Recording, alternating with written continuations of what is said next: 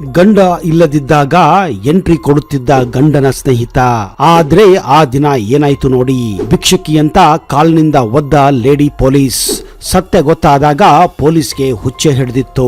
ಬಿಹಾರದ 8 ವರ್ಷದ ಬಾಲಕ ವಿಶ್ವದ ಅತ್ಯಂತ ಕಿರಿಯ ಸರಣಿ ಹಂತಕ.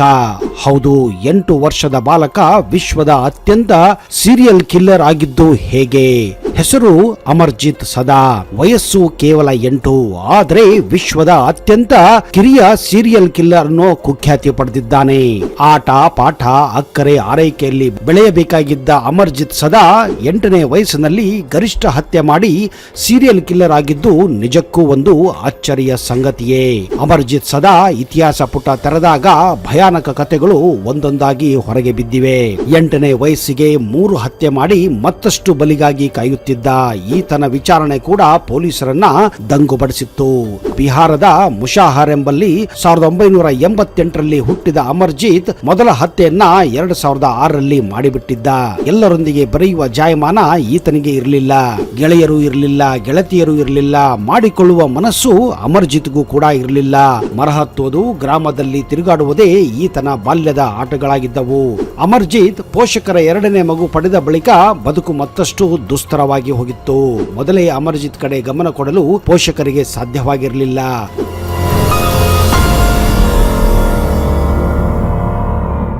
ಕೂಲಿ, ಸಾಲ, 2 ಹೊತ್ತು ಊಟಕ್ಕೂ ಸಾಲದ ಸಂಬಳ, ಹೀಗೆ ಹಲವಾರು ಕಾರಣಗಳು ಇತ್ತು. ಹೀಗಾಗಿ ಅಮರ್ಜಿತ್ ಏಕಾಂಗಿಯಾಗಿದ್ದ. ಇತ್ತ ಅಮರ್ಜಿತ್ ಮನೆಗೆ ಸಂಬಂಧಿಕರೊಬ್ಬರು ಬರುತ್ತಾರೆ.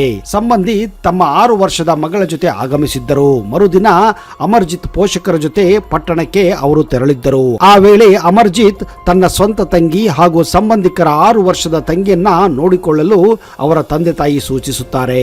ಅಮರ್ಜಿತ್ ಸಂಬಂಧಿಕರ 6 ವರ್ಷದ ಬಾಲಕಿಗೆ ಹಿಂಸೆ ನೀಡಲು ಆರಂಭಿಸುತ್ತಾನೆ.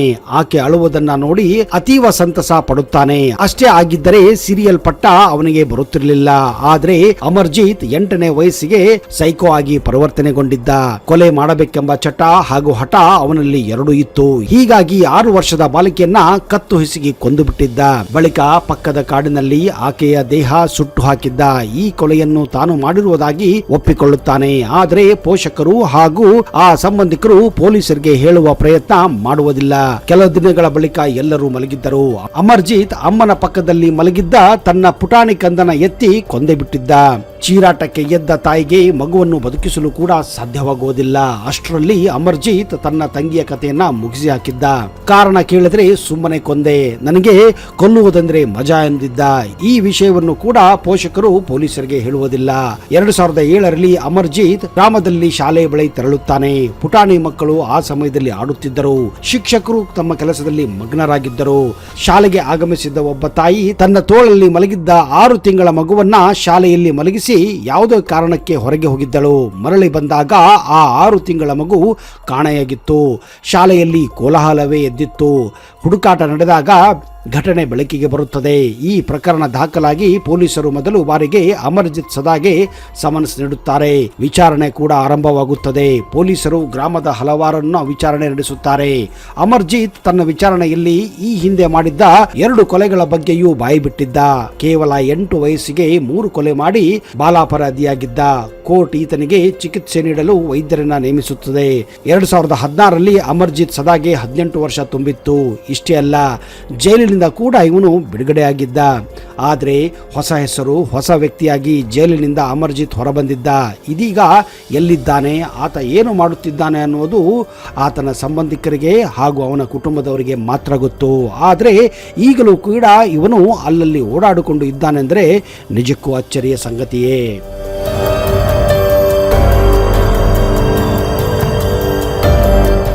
ಭಿಕ್ಷುಕಿ ಅಂತ ಕಾಲಿನಿಂದ ಒದ್ದ ಲೇಡಿ ಪೊಲೀಸ್.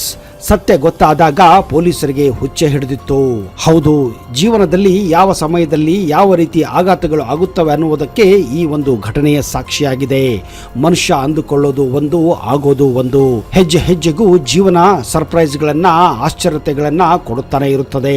ಅಂತಹ ಒಂದು ಘಟನೆ ಇತ್ತೀಚೆಗೆ ಹೈದರಾಬಾದ್ ನಗರದಲ್ಲೂ ಕೂಡ ನಡೆದಿತ್ತು. ಹೌದು, ಕೆಲವೊಂದು ಸಿನಿಮಾಗಳಲ್ಲಿ ನಡೆಯುವ ಸೀನುಗಳು ನಿಜ ಜೀವನದಲ್ಲೂ ಕೂಡ ನಡೆಯುತ್ತದೆ ಅನ್ನೋದಕ್ಕೆ ಈ ಒಂದು ಸನ್ನಿವೇಶವೇ ಸಾಕ್ಷಿಯಾಗಿದೆ.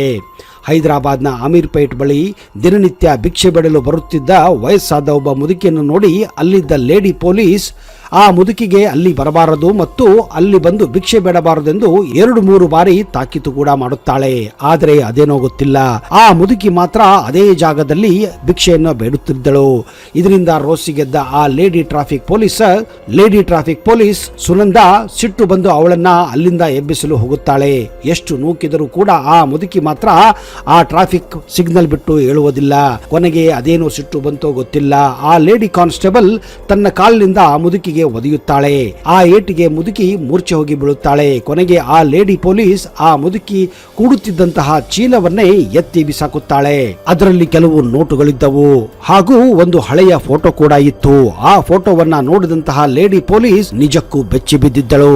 ಕಾರಣ ಆ ಫೋಟೋದಲ್ಲಿದ್ದ ಆ ಚಿಕ್ಕ ಹುಡುಗಿಯ ಫೋಟೋ ಬೇರೆ ಯಾರದ್ದೂ ಅಲ್ಲ, ಅದು ತನ್ನದೇ ಆಗಿತ್ತು. ಹೌದು, ಚಿಕ್ಕವಳಿದ್ದಾಗ ಸುನಂದಾ ತನ್ನ ತಾಯಿಯಿಂದ ಬೇರ್ಪಟ್ಟಿದ್ದು ಒಂದು ರೈಲ್ವೆ ಸ್ಟೇಷನ್ ನಲ್ಲಿ.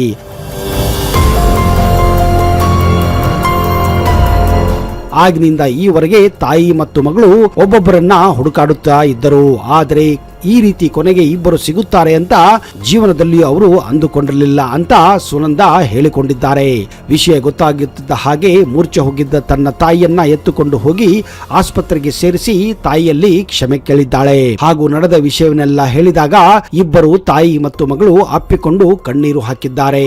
ಹೌದು ಸ್ನೇಹಿತರೆ, ಕೇಳಲು ಇದು ಒಂದು ಸಿನಿಮಾ ಸ್ಟೋರಿಯ ತರ ಹಾಗೆ ಅನಿಸುತ್ತದೆ.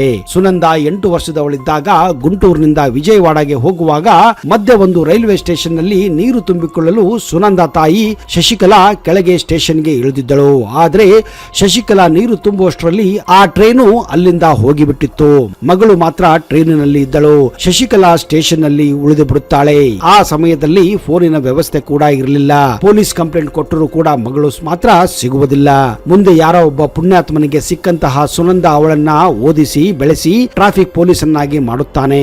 ಆದ್ರೆ ಶಶಿಕಲಾ ಮಾತ್ರ ಮಗಳ ದುಃಖದಲ್ಲಿಯೇ ಕಾಲವನ್ನ ಕಳೆಯುತ್ತಿದ್ದಳು. ಕಂಡಲ್ಲಿ ಮಗಳಿಗಾಗಿ ಹುಡುಕಾಟ ಮಾಡುತ್ತಿದ್ದಳು. ಕೆಲ ದಿನಗಳಿಂದ ತಾನು ಭಿಕ್ಷೆ ಬಿಡುತ್ತಿದ್ದ ಜಾಗದಲ್ಲಿ ಈ ಟ್ರಾಫಿಕ್ ಲೇಡಿಯನ್ನ ನೋಡಿ ಯಾಕೋ ಅಲ್ಲೇ ಇರಬೇಕು ಅನ್ನೋ ಆಸೆ ಶಶಿಕಲಾಗೆ ಆಗಿತ್ತಂತೆ.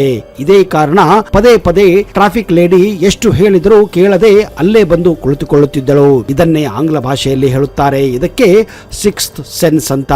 ಕೊನೆಗೂ ಮಗಳು ಹಾಗೂ ತಾಯಿ ಒಂದಾಗಿದ್ದು ಇಬ್ಬರಿಗೂ ಮರುಜನ್ಮ ಪಡೆದ ಹಾಗೆ ಆಗಿದೆ. ಹೌದು ಸ್ನೇಹಿತರೆ, ಹೈದರಾಬಾದ್ ನಲ್ಲಿ 2024 ಮೇಯಲ್ಲಿ ನಡೆದ ಒಂದು ನೈಜ ಘಟನೆ ಇದು. ಈಗ ಸುನಂದಾ ಮತ್ತು ಅವರ ತಾಯಿ ಶಶಿಕಲಾ ಇಬ್ಬರು ಜೊತೆಯಲ್ಲಿದ್ದಾರೆ.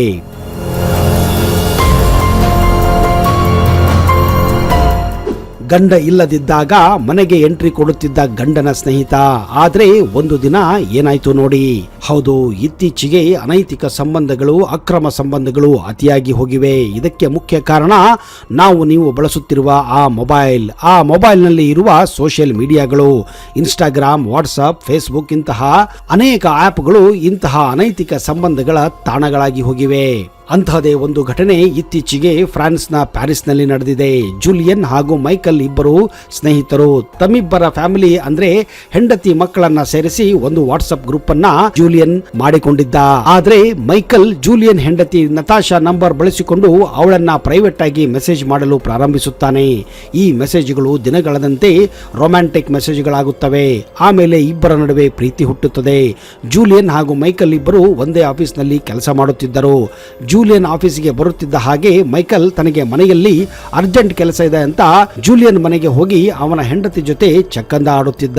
ಜೂಲಿಯನ್ಗೆ ಮೈಕಲ್ನ ಈ ಒಂದು ವರ್ತನೆ ವಿಚಿತ್ರ ಅನಿಸುತ್ತದೆ. ಆಫೀಸಿಗೆ ಬಂದ ಮೇಲೆ ಅಂತದೇನು ಇವನಿಗೆ ವಾರಕ್ಕೆ 2 ಬಾರಿ ಅರ್ಜೆಂಟ್ ಕೆಲಸ ಬರುತ್ತದೆ ಎಂದು ಅಂದುಕೊಳ್ಳುತ್ತಾನೆ. ಆದರೂ ಮೈಕಲ್ ಮೇಲೆ ಯಾವತ್ತೂ ಜೂಲಿಯನ್ ಅನುಮಾನ ಪಡುವುದಿಲ್ಲ. ಆದ್ರೆ 2023 ಅಕ್ಟೋಬರ್ 14ನೇ ತಾರೀಕು ಇದೇ ರೀತಿ ಮೈಕಲ್ ಅರ್ಜೆಂಟ್ ಕೆಲಸ ಅಂತ ಜೂಲಿಯನ್ ಮನೆಗೆ ಹೋಗಿ ಅವನ ಹೆಂಡತಿ ನತಾಶಾ ಜೊತೆ ಮಜಾ ಮಾಡುತ್ತಿರುತ್ತಾನೆ. ಅದೇನೋ ಗೊತ್ತಿಲ್ಲ, ಅವತ್ತು ಜೂಲಿಯನ್ ಅರ್ಜೆಂಟ್ ಅಲ್ಲಿ ಬರುವಾಗ ತನ್ನ ಮೊಬೈಲ್ ಅನ್ನೇ ಬಿಟ್ಟು ಬಂದಿದ್ದ. ವಾಪಸ್ಸು ಮನೆಗೆ ಹೋಗಿ ಮೊಬೈಲ್ ತರಬೇಕೆಂದು ಮನೆಗೆ ಹೋದಾಗ ಎಷ್ಟು ಬಾಗಿಲು ಬಡಿದರೂ ನತಾಶಾ ಮಾತ್ರ ಬಾಗಿಲು ತೆಗೆಯುವುದಿಲ್ಲ. ಇದೇ ಕಾರಣ ಹೊರಗಿನಿಂದ ಬಂದು ಕೂಗಲು ನಿರ್ಧಾರ ಮಾಡುತ್ತಾನೆ. ಕೆಳಗೆ ಬಂದು ಬಾಲ್ಕನಿ ನೋಡಿದಾಗ ಅವನು ನಿಜಕ್ಕೂ ಬೆಚ್ಚಿ ಬಿದ್ದಿದ್ದ. ಅಂಡರ್ವೇರ್ ಮೇಲೆ ಇದ್ದಂತಹ ಜೂಲಿಯನ್ ಕೆಲವು ಬಟ್ಟೆಗಳ ಸಹಾಯದಿಂದ ಬಾಲ್ಕನಿಯಿಂದ ಕೆಳಗೆ ಇಳಿಯಲು ಪ್ರಯತ್ನ ಮಾಡುತ್ತಿದ್ದ. ಇದನ್ನು ಕಂಡು ನಿಜಕ್ಕೂ ಜೂಲಿಯನ್ ಬೆಚ್ಚಿ ಬಿದ್ದಿದ್ದ. ಇವರಿಬ್ಬರ ಈ ರಂಗಿನ ಆಟವನ್ನ ಕಂಡು ಜೂಲಿಯನ್ ಪೊಲೀಸರಿಗೆ ಕಂಪ್ಲೇಂಟ್ ಕೊಟ್ಟಿದ್ದಾನೆ ಹಾಗೂ ಡೈವರ್ಸ್ಗೂ ಕೂಡ ಈಗ ಅಪ್ಲೈ ಮಾಡಿದ್ದಾನೆ.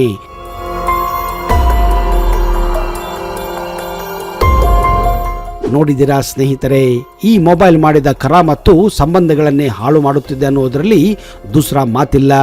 ಇಂತಹದೇ ಇನ್ನಷ್ಟು ಅಚ್ಚರಿಯ ಹಾಗೂ ಕುತೂಹಲ ಘಟನೆಗಳೊಂದಿಗೆ ಮುಂದಿನ ಸಂಚಿಕೆಯಲ್ಲಿ ಸಿಗುತ್ತೇನೆ. ಅಲ್ಲಿಯವರೆಗೆ ಜೈ ಹಿಂದ್, ಜೈ ಕರ್ನಾಟಕ. ನಿಮಗೆಲ್ಲ ಶುಭವಾಗಲಿ.